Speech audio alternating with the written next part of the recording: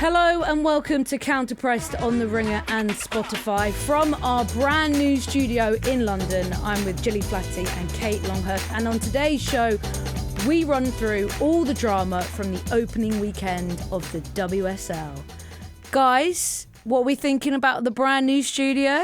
It's nice, isn't it? Comfy sofa. I feel like I'm at home. Yeah, it's so comfy. And Gilly, you didn't bring any merch for us. I am the merch. You are the merch. But hopefully next week you'll bring us a few little trinkets. I did have stuff. Yeah, no, I did have stuff, and then I just left the house without them. What you got? Give us a teaser.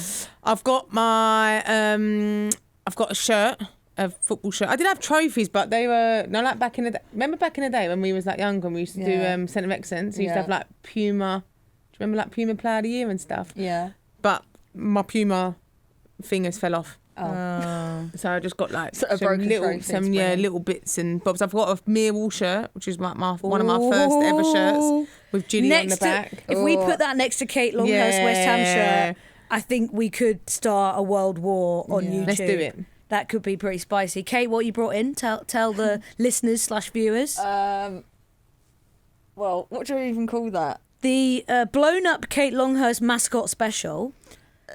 A couple of fans gave it to me. It's stunning, so it really is. I still have it, and I thought I'll put it on the wall. I've got a West Ham shirt. That maybe we create some law that it's the one you scored against Tottenham in, but we don't know. Yeah, I think it wasn't, but I don't know what season that's from. Okay.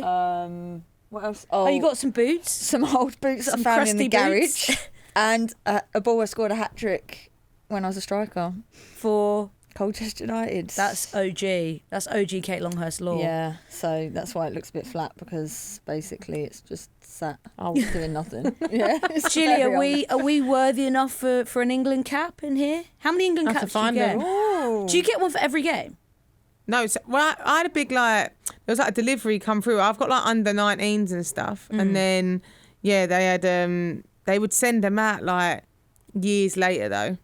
But yeah, I can bring a couple of in. I got like senior ones, not many, but I got a few. I can bring you one in. Put it on there. Yeah, let's do it. And I'll quickly run through what I've got on there, which I think my partner's really happy is kind of out the house actually. Les Ferdinand bobblehead, which normally sits proudly at my desk, so if I start to miss him I might have to take him back home. Tazuni from the 2023 World Cup, she looks like she's been through it. Tazuni on a hangover this morning. Her hair she looks a bit rough. Pretty wild. This tube strikes. Tube strikes really got to her. Obviously solidarity with our striking workers always. Madley from the Euros, who was a coveted mascot that Jessie and I had to really fight some children to get hold of in the Swiss supermarkets. This was a jacket, this football shirt, the football scarf jacket, a friend of mine designed, and I never wear it, so I thought, what better to stick it here? Well, it'll get to be in pride of place, and I've got lots of football shirts to hang up. Oh, of course, Loftus Road street sign, which that's probably the one that my partner's most relieved it's not, because it was in the hall, and I think maybe she thought it was a bit much. But look at us. We need a QPR shirt, Millwall shirt, West Ham shirt. Represent London clubs. Yeah. And Chelsea. Jessie with Chelsea, and then Liverpool. Becky Liverpool. Well, I hope you enjoy the new studio, and this is more of a reason to watch us on Spotify or YouTube, because you get the full experience, guys. Okay, let's get into what happened in the opening weekend of the WSL next. Okay, let's start with Stamford Bridge. Friday night, Chelsea's 2-1 win over Manchester City. It was a high-intensity game. I really enjoyed it. Jill, saw you there. We had our sausages and mash in the press box. But it was a game that was very enjoyable, because sometimes you get these early season ones which start a bit slowly. But I thought both teams came out the blocks. But for me, the headline takeaway was Chelsea just have that rhythm, that connection, that attacking depth, that even though it's by no means the best performance we're going to see from Chelsea all season, Sonia Bonpastor set them up in a way that could get the best out of those players on the pitch, and City just weren't at that level yet. Yeah, I was doing 5 Live, and I was just saying that I know they set these games up to be first game of the season, as in, it's going to be like whatever, like fireworks, but I just said it's hard because you're saying both teams are coming off really the back of not really much of a pre-season, and you're saying about the points and stuff, like it's more of that, right, let's get the first points on board and get that front foot. But if you'd have had them teams playing against each other 3 or 4 weeks' time, I think you would have just seen something a little bit different. I felt City come out the blocks in the first 10-15 minutes, high pressing Chelsea. And I thought, this is a bit of like excitement from City. But like you said, I just think with Chelsea, they don't have to play exceptionally well to be able to still get results. And that's what I felt. I felt like really City were dangerous from set pieces, but I didn't really feel like they was creating much in open play. And I really didn't understand the Lauren Hemp and Murphy being on completely opposite wings, which was, I think, one of the frustrations that I took from that game. Kate, you've played in every position on the pitch. Apart from goalie, you played goalie? I played once. Okay, yeah. So you officially have played every position on the pitch. But I want to talk about wing backs, because there was a time when you were also playing as a wing back towards the end of your time at West Ham. Yeah. Sonia Bonpastor went for the back three in this game. We saw it towards the end of last season. It's something we know she wants to do a lot. This game, she had Charles, Bright, Bjorn as the back three, which meant that she could have Carpenter and Baltimore really high. With Carpenter, we saw especially what Chelsea can do on that side. And Alex Greenwood, who was playing at left back in this game, not left-sided centre-back, she really struggled. Before we get on to City's issues, how good was Ellie Carpenter on her Chelsea debut? Really good. And I know she's a good player, but I didn't expect her to hit the ground running so quickly. Every single time. I mean, she was wide open at times. I'm thinking, switch it out to the right. And the first 10 minutes didn't really see too much for her. And then all of a sudden, the more she was getting on the ball, you see that electric pace.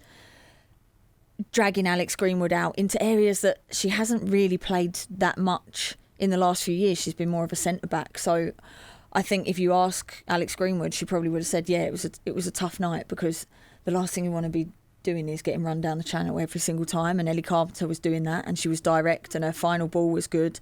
She just looked a threat every single time, and I didn't expect her to be as good as she was. And that's not about her as a player, but just it's hard to come into a new league for the first time, a new team. You've also got the pressure of Lucy Bronze being behind you. Of course, she's injured at the moment. But what a way to try and stake your claim and say, this is what I can bring. You can't drop me. And we know she's really good going forward. That's her strength. That's why Baltimore wants her. She probably is not as strong defensively as Lucy Bronze is. And we didn't see her be put under pressure, because also we saw Lauren Hemp starting on the right, not the left, and Lily Murphy, who I think is an exceptionally talented young player, but she drifted out of games a lot for me last season, and I was surprised to see her start. Obviously, City had their injuries, so if they had other options for Gino, Carolyn, that would have provided them something different. Obviously, Fowler's out long-term with an ACL injury. So unfortunately, they were kind of stuck in that regard in terms of width, but I think, Lily Murphy ends up coming injured, but I think she just couldn't influence the game at all. And that gave Carpenter licence just to bomb forward. And then you've obviously got the protection of that back three. But what stands out so much with Carpenter, I think anyone who maybe watched the Matilda's Disney Plus doc, and I was texting Jessie about this on Friday, is during that doc, she's recovering from her ACL injury. And most of the documentary is just her doing weights constantly. And I think you see when she came back from that ACL injury, how physically she had developed and changed so much, and now she is of that sort of Lucy Bronze mould where she's so strong, she's so quick, she can bully players off the ball because she's just holds herself so well. So that I found really impressive. Baltimore, I don't know if left wing back is her best position. I think we maybe saw more from her where she's either at left back or left wing. But I think when you see the players who can then drop inside, whether that's Hermano or Vika Kaptein, I think Chelsea, they're just so in sync. And that helps when you're now in the second season on the Sonia Bonpastor Gilly. And you must have felt like watching them, it feels like they're not necessarily taking up a notch, but it feels like they're so much more comfortable playing under this manager, even more so than the dominance they had last season. Yeah, and I just don't think Chelsea ever stay still. I don't think Chelsea, they were talking about like the recruitment and that, and I was saying like that recruitment that they've done isn't done in this off-season. That recruitment is done the previous year. They already know players that are going to go and are going to leave, and they already know players that they're going to bring in. And I just think with them, they're never like, I feel like because obviously the Champions League last year, we all know every year we talk about it, it's this trophy that they won. They've obviously won the treble last year. They don't just sit there and be like, oh, do you know what? Yeah, we've done that. We've got a good enough squad. We'll let a few players go, maybe if they're on the cusp of it. But we're not going to really bring anyone in. They always go, listen, well, we're still going to go and bring in this player and this player. And they just never settle, where I feel like other teams potentially around them, they try and hold on to their players, but they don't necessarily go out to make statements. And I just feel like with Chelsea, they never settle, and it doesn't matter what they've done the previous season. They always want to push on. And I think for Carpenter, like you're talking about Bronze is someone who we've seen will play through injuries, and she's a very good player for Chelsea. And I think you notice with Chelsea when Bronze is not on the pitch, that leadership side of things, but she can't play 90 minutes every single game as much as she wants to. So for you to have Carpenter there, you've strengthened it, because now you've got two players who are probably the best in their world at their jobs, fighting for that position, but also taking the load off each other too. Yeah, it's amazing to have that depth. And then they unveiled Alyssa Thompson before kick-off, so they're going to add her to the mix. It's insane depth. Okay, let's talk about City though, because it's the first competitive game under the new manager, so I think you have to be patient with them. There's a few changes he wants to try and do to like stamp his mark on this team. Concerns about losing Murphy and Greenwood in this game, which we know that they've had injury issues across the last few seasons, so that is not what they'll want. But I wasn't actually too disappointed in their overall performance.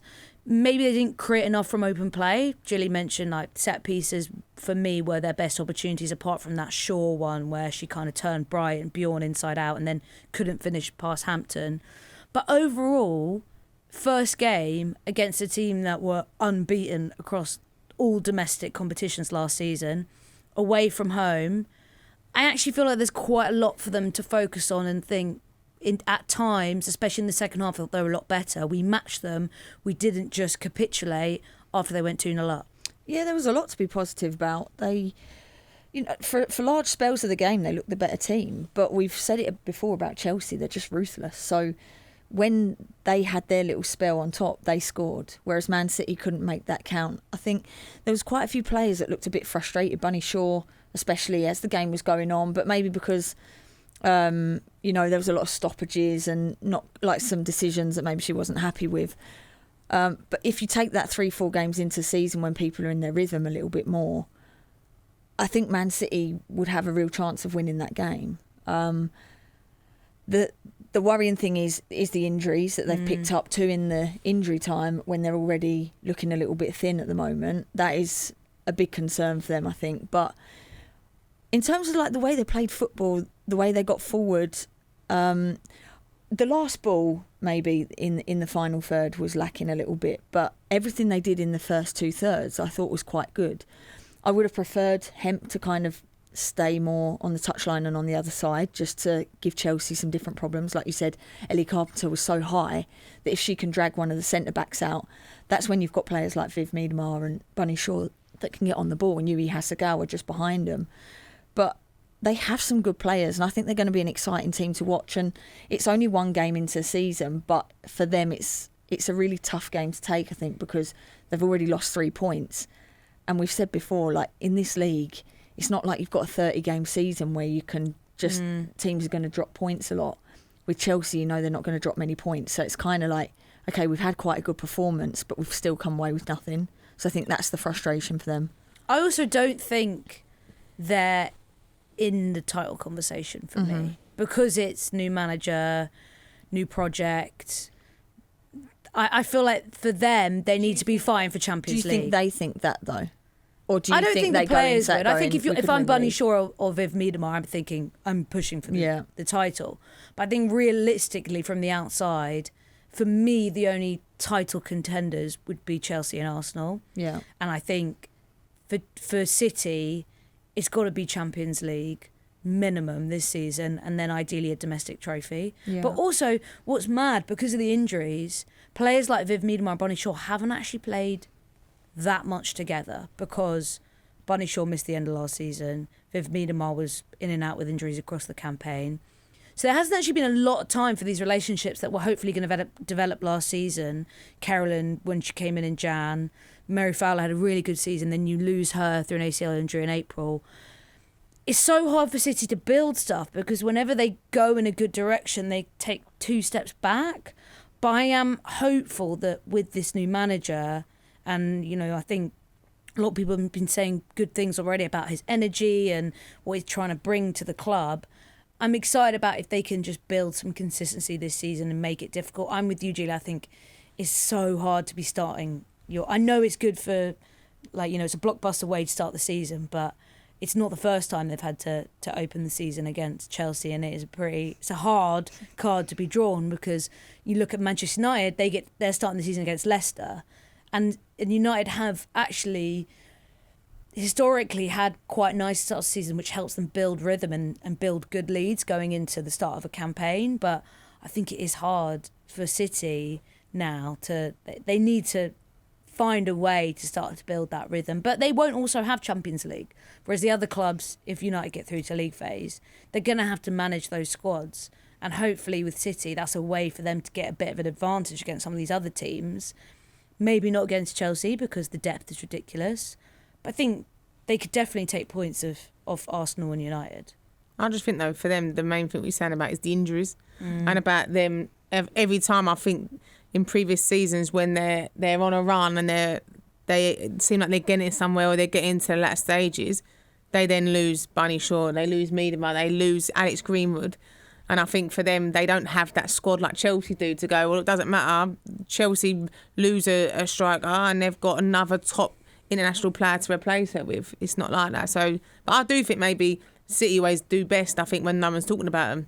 When sort of the limelight is on them as such and they're not in that Champions League as well, they can solely focus on the league and even getting a trophy in the cup, being able to have a cup run and getting a trophy would still be an improvement from last season. And we didn't see Grace Clinton yet. I think she could be perfect for that midfield and how they want to progress the ball because I think they need to do that a bit better in central areas because obviously Hasegawa is key for them, but a lot of teams will frustrate and try and take her out of the game. And Alex Greenwood is another player they try and progress the ball from. But I think that Clinton is so good at doing that. I'm excited to see her come in. Imagine she'll play in the home game against Brighton this coming weekend. So I think that's a way that they can kind of start to build a bit of rhythm. Let's talk about another game next, though. The Merseyside derby at Anfield. So this was a fun game on Sunday. I think we already on Sunday morning expected this to maybe be the most interesting, and it did deliver. Another defeat for Liverpool at Anfield in the Merseyside derby. So they've lost the last 3, I think, and they are now winless in 8 against Everton in Merseyside derbies. Even when Liverpool have had the better squad, they've really struggled in these games, Gillian, put in quite poor performances. Everton this season have strengthened massively. So actually the tables have turned a little bit because we spoke in our preview a lot about how we're a little bit concerned about Liverpool's squad this season and whether they'll be able to match some of these other sides. Everton, it's the opposite, bringing a load of new players. One of their new players, Onelia Vinolia, scores a hat-trick on debut. Jill, it was a weird game though because when you actually look at the stats, Liverpool were created some good opportunities, especially in the first half. But it all sort of crumbled with how poor their defence were. And even though there was some really good finishes from Vignola, there was also some really poor defending from Liverpool. Yeah, and I mean, I've played in, thankfully, only one of the Merseyside derbies at Anfield where we lost that one. And I remember, I think I said it like maybe last season 4, Liverpool just need to stop playing Everton at Anfield. Yeah. They just need to stop doing it. You need to play a game at Anfield. I say this against a team that you've got a better chance. Shouldn't be necessarily a better chance because in previous seasons I felt Liverpool have been better than Everton. But I don't know whether it's because so much is put on this Merseyside derby that it's like the pressure of that gets to players. But watching it yesterday, just the naivety in defending, and it's like obviously. It frustrates me watching players just do basic things like ball watching, or even the one where it's a Liverpool, I don't know if it's the equaliser, where the ball is from a Liverpool corner, and then Kerry Holland has got one player to deal with, and she can't be offside because obviously the girl starts in her own half. But just the basic defending of, everyone knows if you've got one player up top, right, realistically you should have one player who sits behind and one player who screens in front. Like, that's something that you learn from that young age. And it's like just seeing it and then allowing her to run that distance and not even get tired, and you get turned left, turn right. It's so frustrating to watch, because these are players players that I've played with as well at Liverpool, you expecting better from them. And I feel like that's the thing with Liverpool, is just that it's just sometimes it's the basics, the bare basics that they don't necessarily do. But obviously credit to Everton. Yeah, that defending was poor at times, but they still have to do the hard work and put the ball in the back of the net. Yeah, that first finish is exceptional. Like, she had a lot of work to do. Liverpool didn't help themselves, but amazing finish. But for me, Kate, my favourite goal of her hat-trick was the header, because the movement you need to do, because she's not got a lot of space there. I don't know who the defender is who's trying to mark her, but she's not got a lot of space there, and the movement that you have to then almost like cut in quickly and then guide it. It was such a nice header that was my favourite of the finishes. Yeah, it's all about the timing, isn't it? Because the ball in from Maspacheco was a good ball, because she put pace on it. All she had to do was guide it, and when I say all she had to do, it's not an easy header at all. But the power was already on the ball. But the way that she actually did guide it into the back of the net, like the pace of it, that it hit. I think it always looks better when it hits the underside of the crossbar and goes in. But and it wasn't necessarily a free header, because the defender was there. Like, they were pretty tight to her, and that's why I love it even more, because you're having to create quite a lot with not a lot of space, whereas we see a lot of cheap headers that are given away where players just aren't simply picking up a runner, or, you know, someone loses someone, whereas she didn't have a lot of space to work with and guides it into the other corner. I just thought it was such a good header. Yeah, but then you flip it, like Gilly said, defensively. You get taught, don't let people run across you, don't let them get the first contact, because as soon as she gets first contact on the ball, it's a problem for the goalkeeper, because she can't do anything about it. But as defenders, I think they probably need to come round just 1 yard more. It makes all the difference. You've already seen Pacheco's put in a cross late in the first half. You can't allow her to get the crosses in as well. And I think Liverpool weren't good at stopping the crosses coming into the box. You knew what Everton wanted to do. Once they were getting wide, they wanted to cross the ball in, especially from the left-hand side. But I look at that back line though, and I'm like, there's a lot of leaders in that back line.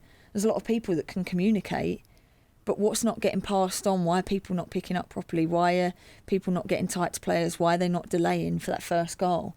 Kerry Holland can just delay, but that's got to come from behind as well, because she actually had the half and one other player to attack with.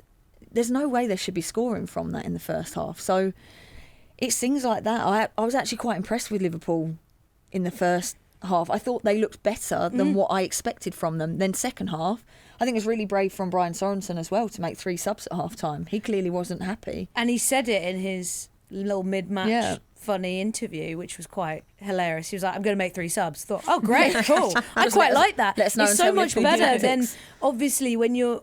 Like, I actually don't mind like those mid-game interviews or half-time interviews, but it's really hard to get good stuff out of managers, because understandably they're in the middle of the game and they don't want to show all their cards. But I love the way Brian Sorensen just said, I'm going to tell you exactly what I'm going to do. Get excited for it. I love that. Kate, we were also talking before we started recording about some decisions that Taylor made, playing Grace Fisk at right back. She's a centre-back, new club captain, which I'm so excited for her to have that role. But not, they lose Taylor Hines. It's not really how you're going to get the best out of her. No, I'd like to see her at centre-back. I haven't spoken to Grace Fisk about what she prefers, but she can play right back. But I think her strengths are at centre-back. She's composed on the ball. She's a very good defender. She picks up intelligent spaces to... like you wouldn't look at her and go, oh, she's the strongest player or she's the quickest player, but she picks up really good positions and she's really intelligent and smart. And she's built a good relationship with the centre-back partners she's had, whether they played 2 or 3 back there as well. And I think everyone, you're probably more qualified than me to say, but everyone that's played with Grace Fisk at centre-back quite enjoys playing with her at centre-back. I just think you lose what she's really good at, because she's not someone... Gilly's getting comfy. Shoes on the sofa. Sorry, guys. Wow, they're fresh. It's story They're time. fresh shoes. They're fresh shoes. Bloody hell. But her strengths aren't going forward and causing teams problems if you want your right back to go forward and things like that. She can do it, but that's not her main strength. So I don't know. Maybe now with Risa Shimazu coming in as well, she's obviously coming back from her ACL, but maybe that's something that he looks at, even though he brought her on at left back. Maybe that's something he looks at putting her right back when she can play 90 minutes and then shifting Grace Fisk inside. But I guess he sees the players day to day, so he's got more of an idea than me. Yeah, going back to what we were chatting just before then, I think Liverpool looked good on the ball. It's off the ball where they really struggled. And you can already see what Gareth Taylor's trying to do, build from the back. They had more possession, same amount of shots, but more XG, more accurate passes. They did more on the ball because that's the way they want to play, whereas Everton wanted to go more direct play in transition, and they did that really well. I think the challenge for Taylor is going to be trying to do this with the squad that he has. And I think we sort of touched on that in the preview a little bit, is did they need a bit more defensive reinforcement? Especially after losing Taylor Hines. She was kind of more a wing back, so she'd get a little bit higher up the pitch. But I do feel like they need a bit more in that area. And also, going forward, I like Mia Enderby a lot. And I think Liverpool were getting a lot of luck going down the channels and just playing sort of give and go, like play it back and then run and I'll play you behind. But I'm not sure that's enough to get you enough chances and enough goals this season. You lose a game 4-1 despite actually looking quite good on the ball.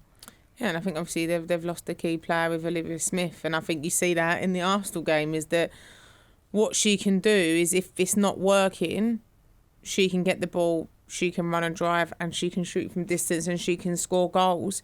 And I think I felt like noticed that last year Liverpool, they relied heavily on her, and if she weren't getting the success or teams were clocking onto that and taking her out of the game, they didn't really have that plan B. The one thing I can say about Beardy, though, is I think when we was at West Ham with him as well, he's very organised and disciplined, and we worked a lot, West Ham and at Liverpool, at defending crosses and being hard to beat and hard to break down. Whereas I feel like potentially Gareth Taylor can bring a bit more in the attacking side of things. But again, Liverpool I don't think would mind if they was a team that were winning games 1-0. Do you know what I mean? If they weren't necessarily creating loads and loads, but they were solid at the back and they was just getting them chances, just now knowing that you don't have a player like Olivia Smith, who's going to be the player to step up? Or is it going to be, rather than just one individual, is it going to be more so a team collective? Speaking of Olivia Smith, great reason to get on to Arsenal's 4-1 win over London City Lionesses. There was a bit of a drama in this because London City Lionesses actually went 1-0 up, a Shlani penalty. So it could have been this dream opener for Michelle Kang and the new project and everything. In the end, Arsenal were just too good for them. And I think as the game went on, London City really struggled defensively. An older, slightly more tired backline that I think Stina Blackstenius was just relishing playing against. Let's start with Liv Smith, though, because she arrives at Arsenal with this, what was at the time, record transfer. Has she delivered yet up to this point? For a record, no, but that price tag is all about her potential. And she absolutely showed that with the way she scored that goal, which was the equaliser for Arsenal on Saturday. A brilliant finish. And I think it's just amazing to see someone who knows that the pressure's on them, in front of a home crowd at the Emirates. I saw her afterwards on social media that her dad was watching as well. And she's still really young. To take that all in her stride, despite having to work really hard last season at Liverpool with a lot of the responsibility on her, I think it was amazing just like announcing herself in that way. It was such a good finish, Kate. Yeah, I thought you were asking if she was worth £1 million already just from that one game. No. I thought, steady on, we're one game in. But if you're going to pay that sort of money for people, you hope they can deliver. And it's a really good thing. They spoke to Leah Williamson about it, I think during the game, that, you know, it's good for her to get off the mark and deliver straight away, because it does take a little bit of pressure off. But you would hope that someone like that is going to be a big game player if you're paying that much money for them. It was a great strike. I mean, even just like her footwork before, like the dribbling through in the tight space and then just hitting it. And it completely changed the context of the game, because I thought Arsenal started quite nervy. There was a few passes going off the pitch, which is uncharacteristic for them. And was it because of the unknown of London City, not knowing what to expect? The pressure's on Arsenal. We need to be winning this game. We don't really know how good London City are going to be. And they sort of carried that in the first 15 minutes. And then once they scored and started taking control of the game, I think Arsenal were like, well, hold on, we're miles better than this team at the moment. And I think you were right in terms of even with half an hour to go, I'm thinking they are on their last legs, this London City team. And it genuinely could have finished 8 or 9 if Arsenal really wanted to be clinical. But yeah, I think she's a really good signing for Arsenal. And the strength in depth they've now got going forward. You look at Beth Mead coming on.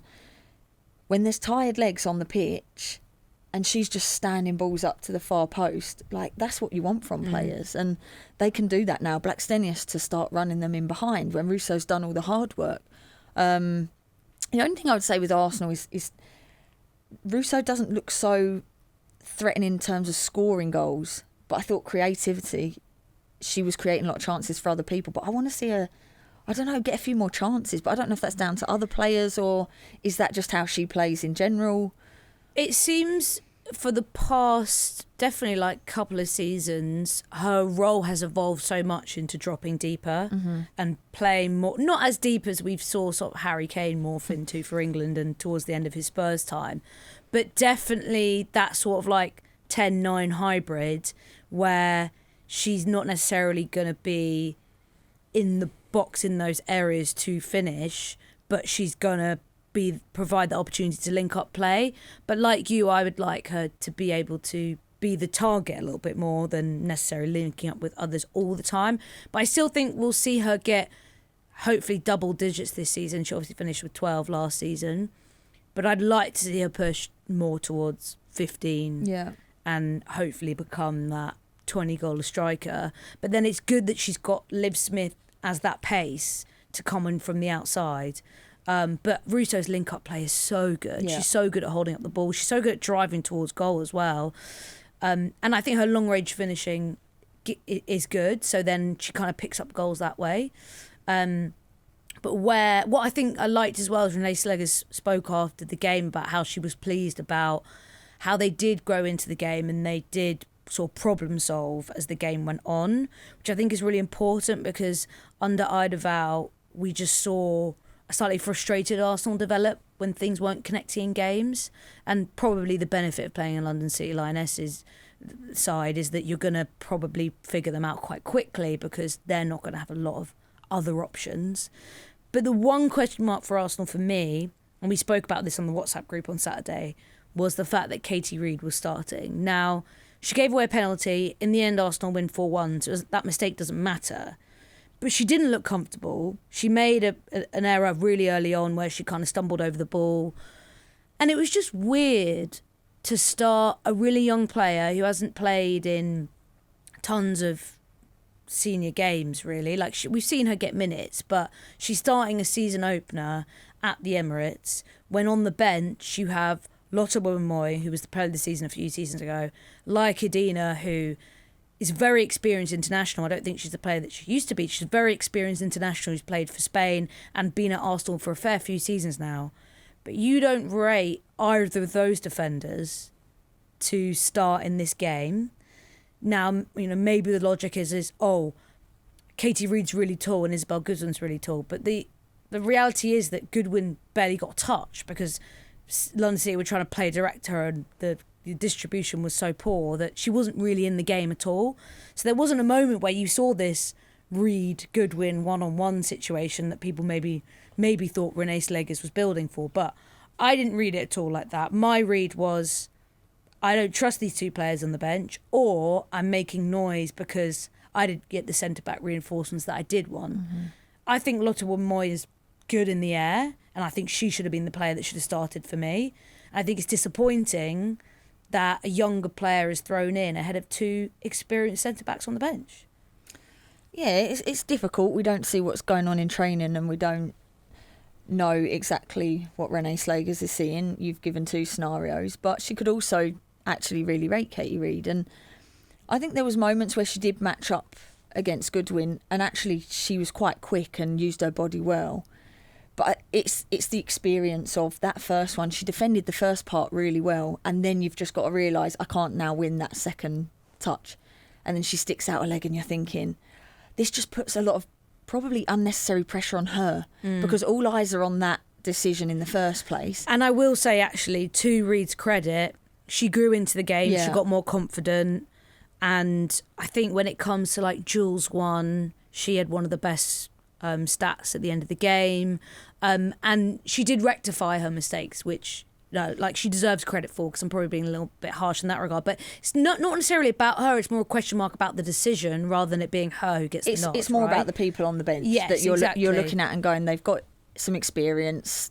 They've played a lot for Arsenal as well. Well, Ruben Moy has played a lot for Arsenal, probably not as much as she wanted to. But yeah, I just think it puts unnecessary pressure on her because the spotlight's on her because so many people were questioning on social media, why she's starting, and then she makes the mistake for the penalty. But like you said, she grew into the game, and it's no slight on her. We've all made mistakes before where you think, oh, what have I done there? Like I've stuck a leg out and it's a penalty. But if I'm one of the players sitting on the bench that's not playing, I'd probably be questioning what is my role within this team and why am I here? Because if you can't start when your main centre-back is not starting and you are playing a kid, or she's 18, but you're playing someone that hasn't got a lot of experience, struggled quite badly when they played Aston Villa last season, you're saying, is the manager rating that player over me? That's a really difficult position to be in because we've seen the interviews with Ruben Moy saying, I'm happy to, being a footballer is about supporting the players that are playing on the pitch, and it's a difficult role. But how long can you actually do that for before it does take a toll, especially at club level? I think it's different international level. I might be wrong, but it might have been easier for you to sit on the bench international level than club level. Money. Yeah, exactly. What did you say? Just think of the money. Just think of the money. Keep telling yourself, it might be central contract coming home. It might be a bit easier to do that because it's handpicking the best players, whereas that's your club football and you're still not getting that chance. Where does that leave you? Jill, I've got to talk centre-back to centre-back. What's your take on it? I agree with Kate, as in, I think if it's club level, I think towards when it was at West Ham and obviously towards the end with like Ollie, I couldn't. There was a couple of times, like a couple of games I didn't play in, and I was like.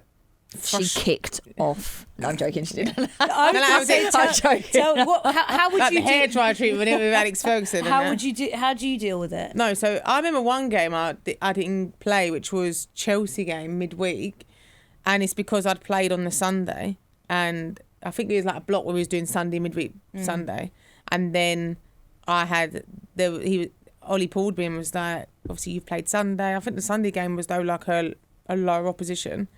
I'm not going to play Wednesday against Chelsea. And I was like, I was obviously captain as well. And I was like, what do you mean? And he was like, I'm obviously like, we're going to rest you. We're going to play other players. But I was like, this is Chelsea as well, like my old club. Like, but I was very much like, listen, that's your decision at the end of the day. Like, and I will support the players.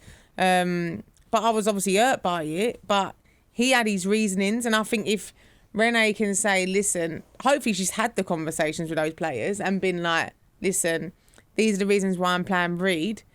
I initially thought, is it potentially pace? Because Goodwin, I think, is quite decent pace. And I don't really think Kadina and Ruben Moy have a lot of it. I thought maybe that could have been a reason why. But I also think it's a thing where you see the naivety with Reid in the penalty, which you're hoping now, and I've done it, I've given away penalties, you learn from that. So because that's happened to her, hopefully going in the next game she plays, she would think twice when she's put in that situation again. But I also think... What did you learn, Jill? About my penalties? Yeah. I'm sure you still can. No, because I still gave away a penalty against. Exactly, against Chelsea in one of your last games. But that was because Guru Wrighton coming from behind, like, at the bottom of her boot. But in the sense of that, not standing up, I was a bit better as I got older in regards to standing up and not jumping in You it. don't feel you have to win every single ball. Yeah, I'm only But that's messing. part I'm of only her. messing. Part of her. I did give away learning. penalties still, but just not for that reason. Other reasons. But I just think there's obviously, you'd like to think that Renee's had a conversation with those two players especially and said, listen, this is the reason why. Some managers don't feel like they need to have that conversation. Some managers feel like, well, I shouldn't have to explain every decision that I make or every time I pick a team, my reasons why. Whereas players obviously, they want to know. They want to know why they can't, why they're not playing, or why that's not the option. Especially when a space opens up because of an injury, like Leah Williamson being out. If you think, okay, here's my shot. But what's happened at Arsenal through the seasons is if Williamson's out, someone comes in, as soon as she's back, they're out again. Which makes sense. She's one of the best players in the world in her position. So that makes a lot of sense. But it must be really frustrating. And then Steph Catley, who was almost a temporary switch that Renee Slayer's made, I think it was the West Ham game we first saw it at left centre-back. She's now taken control of that position, sort of deservedly so, but that's also not her most comfortable position. So it must be really frustrating to thinking, I actually play there and I can't get in. But that's enough Arsenal defensive chat. There was a lot to like about how they played going forward, and I think the way Stina Blackstenius came on, like you said, Kate, and Beth Mead and Chloe Kelly's performance and Mariona, who's always such a key player for them, they got into a nice rhythm. For London City Lionesses, a lot of new signings, so it's no surprise that there was a bit of disconnect there. Start with what they did on the ball, which I agree, I think the first 15-20 minutes they looked all right. I was a bit frustrated because I don't think they had much of a plan B. I think the most touches on the pitch came from Yana Fernandez on the right side and Alana Kennedy.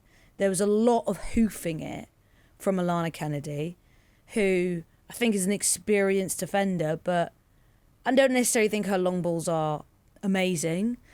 And then with Yana Fernandez, I understand why they were trying to use her to progress the ball and get up the pitch. But it was so easy for Arsenal to defend that space, and essentially, if we shut down Fernandez, we shut down all of London City's attacks. And that's what happened.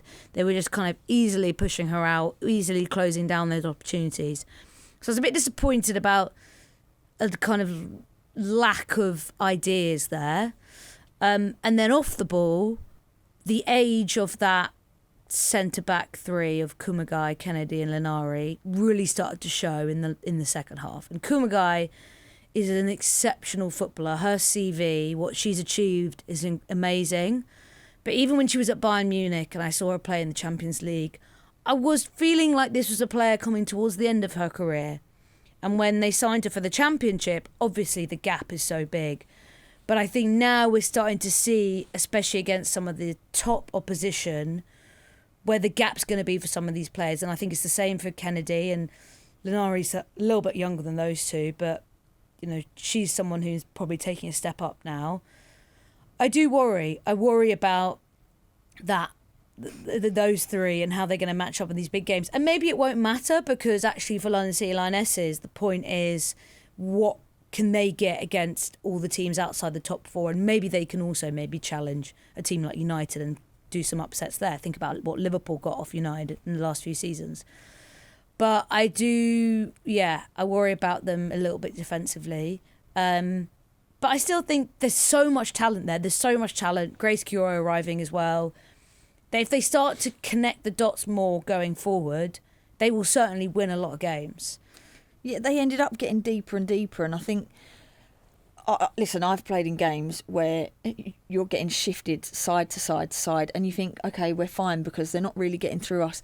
But those movements, I can tell you now, those movements are worse when you're just shifting 5 yards here, 5 yards there, than doing doggies up and down a pitch. You'd rather open up your legs, get caught. Oi, oi. Everyone wants to open up their legs. Bloody hell. But you'd rather that. It's all the little I just think movements. of, I'm laughing because I just think of West Ham at Old Trafford Oh, Against- 11 minutes. Kate you was talking- wing-back. No. I was centre mid Lads, with where was it? lads, We weren't Emily allowed to go Van out, was Lads, we? are you talking about that 0-0 at Old Trafford during No. COVID that I had to This sit was through? No. This was 2-0, right? And I said, Oh, I was know that the game exactly that what she's Christian gonna Press say. scored in at Old Trafford? Yeah, Dan. Yeah. Yeah. Yeah, Second okay. half. I was covering that game. Yeah, it was We painful. gave away a corner, and I looked at the clock, and it said 11 minutes, and I went, girls, I can't do this anymore. I was so tired because, do you know, we played a back five, and I was playing in a 2-centre midfield with Emily Van Egmond, and the wing backs weren't allowed to go and press the wingers. The centre midfielders had to go out. It was the craziest thing, weren't it? I was Honestly. just literally behind Kate, and we were just going across, and I'm like, stay in. We were like this as a back five, and me and Van Egmond, but I could not breathe. I said, girls, I can't do this. And I had to go over to Ollie. I said, this is impossible. So it was... So how did you change it? I said, can we get the wing wingbacks backs out didn't to the done their wingers? jobs. I'm chasing after Lauren James. But what was his I- logic there? I think just keep compact in the middle for the Right. first Don't- half. don't lose any concede space. anything. It's funny Right. as anything Oh running my behind there. God. And then when we won it, we had to break And Gilly was forward. just there. I was just Chilling. like going along with my back five. Everybody move. Everybody relax. A back five with no one even And checking. Kate losing her head in front. just like doing this. But that's the thing, they're harder movements. So actually, I think the way they then started dropping back, they almost became mannequins in the box. There was one moment Beth Mead picked up the ball and did like this mazy little dribble, and not one defender started No. going towards her. No one went and picked up. They were done. And it's understandable because so many players have come in. I don't know what sort of pre-season they've had as a team. So are people not fit enough? I don't know. But it's not easy when you're chasing around. So you said about the lack of the plan. They also haven't really played with each other. They don't know who likes it to feet, who wants it in behind, things like that. They're things that are going to come. So I think there were some players that arrived early in pre-season that weren't doing international tournaments, Yeah. so they've had a longer one. So like Taya Goldie, Isabel Goodwin, etc. Then you've got players who arrived late in the window, players that arrived injured. They did have a big razzmatazz pre-season game against Leon, who Yeah. obviously Michelle Kang also owns. But I think it is hard to see that. Yeah, I think. As you get tired, as you guys will know, you then start to switch off, right? And the last two of Arsenal's goals, you see no one engaging. I can't remember if it was the third or the fourth goal. The Beth Mead's cross, Kumagai's just kind of standing there frozen in time. And then again, there's two or three players who just aren't picking up anyone. And that does come with connections developing. Kennedy's only just really got there as well. But I also think it's a tiredness thing. And the physicality and athleticism of a side like Arsenal, even though some of them have just been in the Euros, it shows. It shows pretty quickly, and playing on that big Emirates pitch too. Jill, do you feel like there was enough that you saw in that game to feel like they're going to develop quite quickly though? I think they've got like good individual players, and I said this as well when we was at West Ham and we had 14, 15 players all join. Like certain level of players are different to what we had at West Ham, but it was hard because you're trying to. We obviously had a longer pre-season as well, but you're trying to build those relationships with players that you've never played with before. But they're really trying to do that in season now because of the late signings coming in, and obviously you're talking about the different types of pre-seasons that they've had. And sometimes I think what you find is that you resort to just individuals doing their own sort of game and trying to win the game in that sense. For me, I felt like Katie Zellum, I didn't even know she was on the pitch. When obviously when you see her at Man United, especially, she did obviously do she got pulled, didn't she? Or was it a booking she got? But you see her dictating play a lot when she was at Manchester United. I felt like she got lost a little bit in that. I felt like Nikita Parrish was just sort of I felt like she was looking for beef with Katie McCabe as well. I was quite enjoying that, Yeah, though, yeah. the way they were like going It was back and forth. It was a good drama. Yeah, But I felt like, as in a lot of the time, she resorted to getting the ball and just trying to create something on her own rather than actually linking up with players.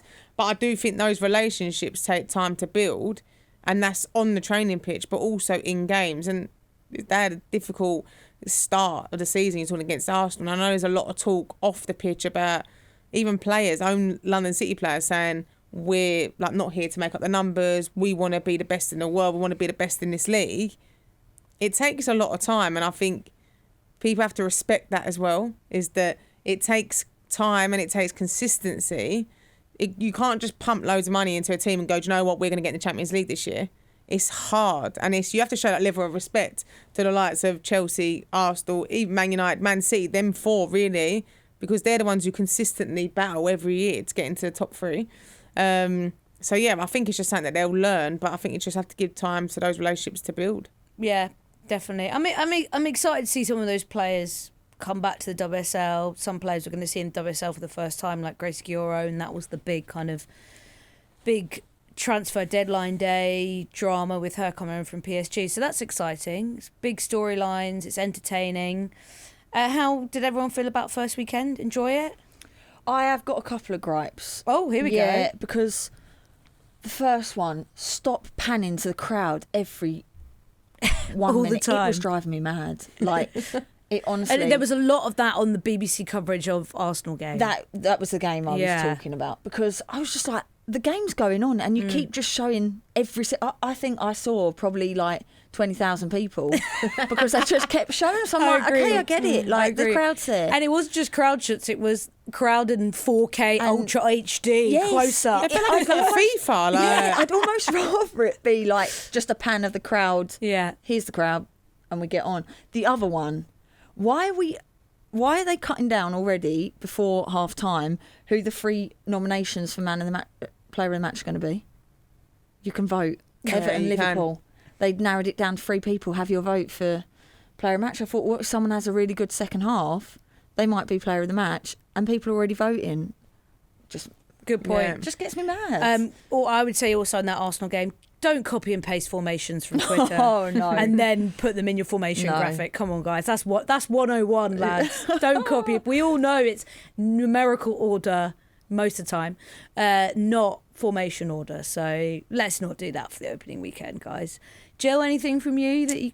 I mean, this is kind of a bit of a moan, but... Yeah, no, I was glad for it to be back, really. Like, I felt like it coming around really quickly. But yeah, no, just glad for it to be back. I agree with the moans, though, that Kate was having. Especially when you're trying to commentate on the game and you're looking at people's faces. I don't know what I'm meant to say. But what do you make of the 4 kickoffs at 12 as well? Because I want to watch more football. Oh, so I quite like that. You did? Yeah, because especially the multi-view one, I like the fact because if you watch NFL games at one, so Sky are doing a multi-view one where have you ever watched Red Zone NFL? No. So NFL Red Zone is where they'll basically have all the screens up, but they'll go to where the action is, and then you'll get a close up of that. So the Sky multi-view basically has all the games running, but it'll be like, oh, there's been an incident or there's been a goal at this. Okay, so actually you can cover everything at once. Right. So I quite like that. But then what I had the Merseyside derby because I thought that'd be the most interesting of those kickoffs as a separate stream, right? Says you like get the best of both worlds. So for me, that's the optimum because I think it's kind of impossible to have all. You can't really follow all of them closely anyway. No, you can't cover every single game. But yeah. I mean, I didn't mind it. It's, at least you know, right, that's the kick-off time. And actually it's quite exciting, like seeing if there's any incidents, updates, whatever. But you like being able to watch a game. I wanted to watch like Tottenham West Ham. Yeah. I wanted to watch and it. be able to solely focus on that. Interest in that game. Yeah. And so I started watching that, and then there wasn't really anything going on. So then I thought, well, I'll put the Liverpool Everton game on. So it's nice, like having an option, but it's just hard to like follow everything that's going on in all of the games. And I think the reality is that for a lot of those games that might be all packed together, and I think we saw this in reality of what happened, right? A lot of the time we found the fixture list is a little bit predictable, right? So you look at that fixture, well, Man U are probably going to win by a big margin against Leicester. Actually, traditionally, West Ham Spurs has been quite an entertaining game. It was a bit dull yesterday. And Villa Brighton ended up being 0-0. So actually, as individual games, there wasn't loads to unpack there. And that probably helped when they were all banked together because then you feel like, well, I haven't necessarily missed loads. But you obviously don't want things to get lost in that because sometimes there is a case of if it wasn't on Sky or BBC, no one really knows that it happened. Yeah. But I think the multi-view is good because it sort of jumps when there's storylines or things going on, like if there's a penalty or whatever. For me, that means you get a taste of everything.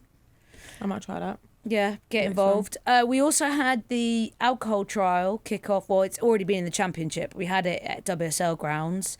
asked for a few reviews. Friend of the show / sibling Emily Parker Humphreys wrote, "Yum, yum, yum." And then the next day she said, "Looking back at this review, I don't think it used my full journalistic potential." So she was at Stamford Bridge on Friday. She said, Chelsea's fan, obviously. She said, "I will also add, it was great because I had something to grip in stressful moments, and B, it was very satisfying to shake my head and take a drink whenever City were good." Quite, yeah, I guess you've got a prop. That, yeah. You've got a prop Yeah. to use. And then friend of the show, Jackie, sent us a video of her drinking champagne at the Emirates. So lucky As for you do, some, yeah. classy. And then a friend of mine also sent me a picture of a pint and a pie at the Emirates. So it seems like people enjoyed it. We'll see how it progresses. Maybe we'll try and do a bit of a counter press day out. Pie watch, Yeah. it takes over the pot noodle. Yeah. Oh my God, we haven't had a pot Thing. noodle Chigwell Yeah. construction moment in Friday. ages. Friday. Listener, watcher, thank you so much for joining us today. Hope you enjoyed. I hope you enjoyed the lovely new studio. We'll be back on Monday talking more WSL. See you then.